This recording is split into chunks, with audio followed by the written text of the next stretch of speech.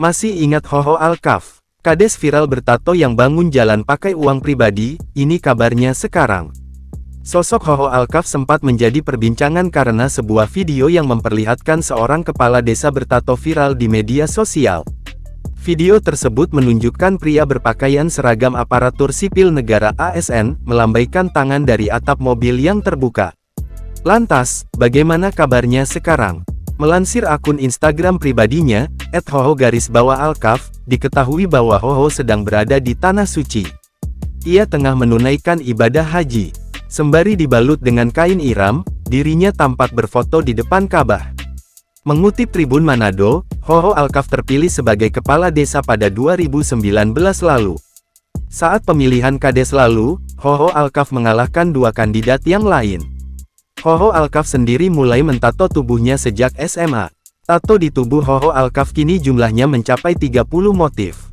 Sebelum menjadi kades, Hoho Alkaf berlatar belakang sebagai kontraktor dan memiliki usaha penyewaan alat berat. Almarhum ayah Hoho Alkaf, Siswoyo Siswoharsono, pernah menjabat sebagai kades dan anggota DPRD Banjarnegara. Menjabat sebagai kades, Hoho Alkaf mengaku memilih fokus membangun desa daripada menanggapi komentar miring dari publik.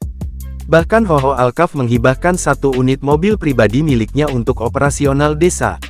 Rencananya di tahun 2023, Hoho Alkaf ingin membeli mobil untuk ambulans desa. Tentu saja uang untuk membeli ambulans tersebut ia rogoh dari kocek pribadinya. Bahkan sebelum menjabat sebagai kades, Hoho Alkaf pernah mengaspal jalan desa dengan uang pribadinya.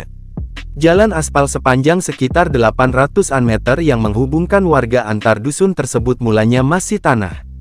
Padahal akses tersebut penting untuk menunjang mobilitas warga.